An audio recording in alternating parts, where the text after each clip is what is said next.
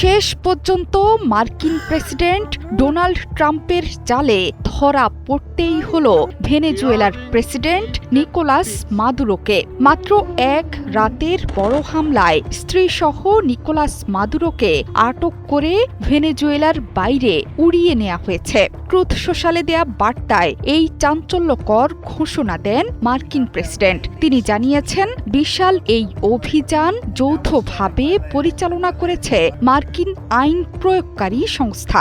যদিও মাদুরোকে কিভাবে আটক করা হলো সে বিষয়ে বিস্তারিত জানাননি মার্কিন প্রেসিডেন্ট। হামলা এবং মাদুরোর গ্রেপ্তারের ঘটনা জানাতে জরুরি সংবাদ সম্মেলনও ডেকেছেন মার্কিন প্রেসিডেন্ট। এর আগে ভেনেজুয়েলায় বড় পরিসরে হামলার নির্দেশ দেন মার্কিন প্রেসিডেন্ট ডোনাল্ড ট্রাম্প।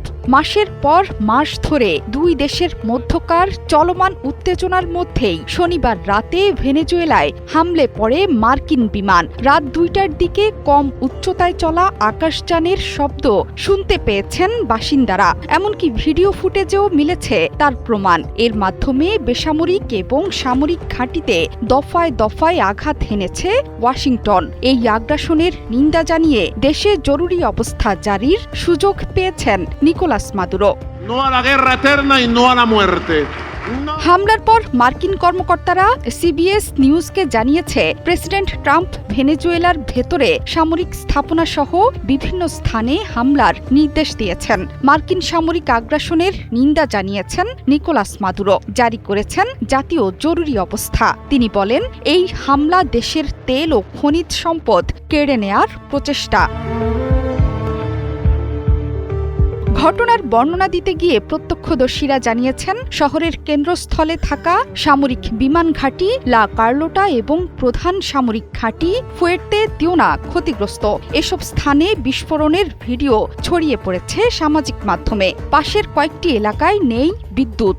শহরের ওপর দিয়ে বিমান উঠছে বলে জানাচ্ছে প্রত্যক্ষদর্শীরা। বিমান ওড়ার ভিডিও ছড়িয়ে পড়েছে সামাজিক মাধ্যম থেকে গণমাধ্যমে। ভেনেজুয়েলায় মার্কিন হামলা এবং মাদুরোকে আটকের ঘটনা এমন এক সময়ে হলো যখন দুই দেশের মধ্যেই চলছিল চরম উত্তেজনা।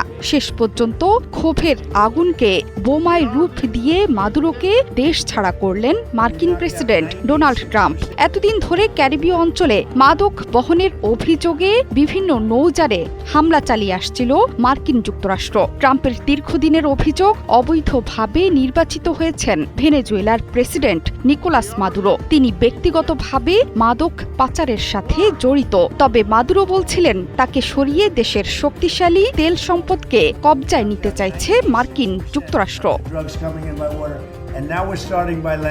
জোহরা চৌধুরী, সেতু, ৭১। And we're not going to have people destroying our youth, destroying our families. Forget about youth.